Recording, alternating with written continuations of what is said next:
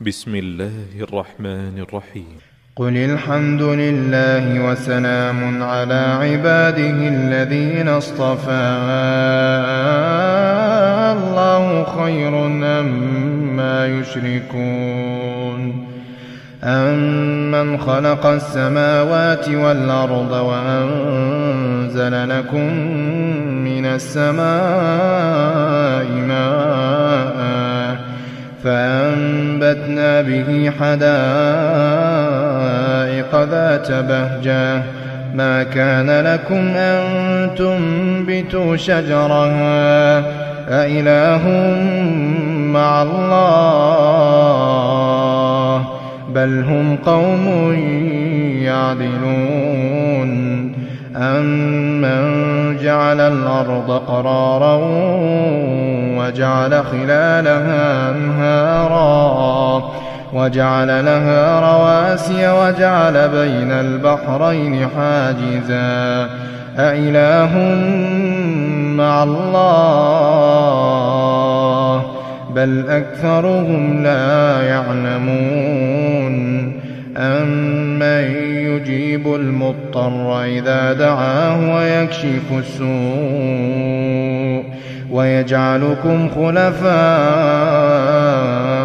الأرض أإله مع الله قليلا ما تذكرون أمن يهديكم في ظلمات البر والبحر ومن يرسل الرياح بشرا بين يدي رحمته أإله مع الله تعالى الله عما يشركون.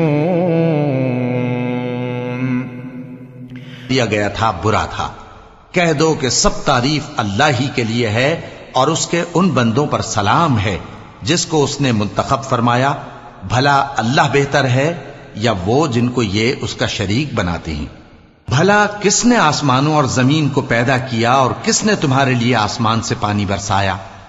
پھر ہم نے اس سے سرسبز باغ اگائے. تمہارا کام تو نہ تھا کہ تم ان کے درختوں کو اگاتے؟ تو کیا اللہ کے ساتھ کوئی اور بھی معبود ہے؟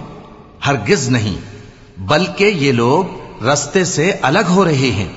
بھلا کس نے زمین کو قرارگاہ بنایا اور اس کے بیچ نہریں بنائیں اور اس کے لیے پہاڑ بنائے، اور کس نے دو دریاؤں کے بیچ اوٹ بنائی؟ یہ سب کچھ اللہ نے بنایا. تو کیا اللہ کے ساتھ کوئی اور معبود بھی ہے؟ ہرگز نہیں، بلکہ ان میں اکثر علم نہیں رکھتے. بھلا کون بے قرار کی التجا قبول کرتا ہے جب وہ اس سے دعا کرتا ہے؟ اور کون اس کی تکلیف کو دور کرتا ہے؟ اور کون تم کو زمین میں اگلوں کا جانشین بناتا ہے؟ یہ سب کچھ اللہ کرتا ہے. تو کیا اللہ کے ساتھ کوئی اور معبود بھی ہے؟ ہرگز نہیں، مگر تم بہت کم غور کرتے ہو. بھلا کون تم کو جنگل اور دریا کے اندھیروں میں رستہ بتاتا اور کون ہواؤں کو اپنی رحمت کے آگے خوشخبری بنا کر بھیجتا ہے؟ یہ سب کچھ اللہ کرتا ہے. تو کیا اللہ کے ساتھ کوئی اور معبود بھی ہے؟ ہرگز نہیں. یہ لوگ جو شرک کرتے ہیں اللہ کی شان اس سے بلند ہے.